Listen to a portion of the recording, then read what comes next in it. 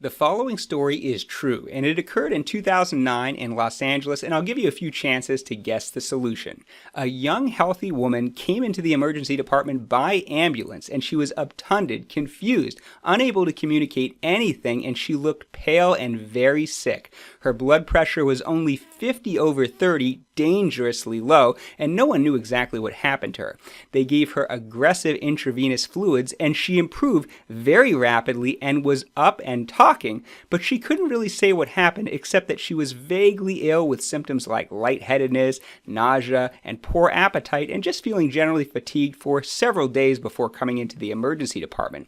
So at first they thought she was septic, but they looked at her urine, blood cultures, chest x-ray, and there was absolutely no sign of infection. They thought maybe she had heart failure, but echocardiogram of the heart was normal. Maybe it was a blood clot, but there was no evidence of deep venous thrombosis or pulmonary embolism. So what exactly happened? You can pause the video and take your first guess in the comments below.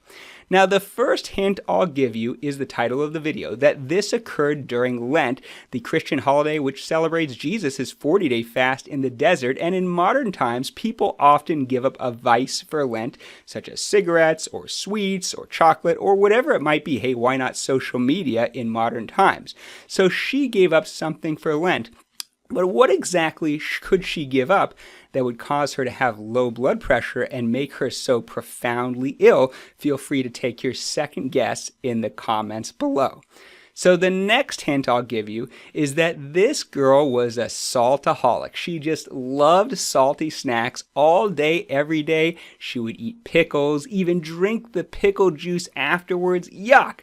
But she loved it. But her family hated it, and they nagged her for months, and she finally agreed to give up salt for Lent, and very shortly afterwards, she got very sick. So what exactly happened? Why would giving up salt cause someone to become so ill? In fact, the disease she had is known to cause these intense salt cravings. I'll give you your chance for your third guess in the comments below. Okay, now I'll tell you the answer. It turns out she had deficiency of cortisol and aldosterone, Addison's disease. These are hormones created by the adrenal glands, which do many things, including stimulate the kidneys to retain sodium. So without them, the kidneys are just dumping out sodium to the urine, and the body knows, by sensing it through the hypothalamus, that it needs more salt and produces these intense salt cravings. Sometimes the body knows exactly what it needs. So she had Addison's disease for months, but she was treating it on her own by consuming more salt. Anyway, she was treated with hormone replacement and she was just fine.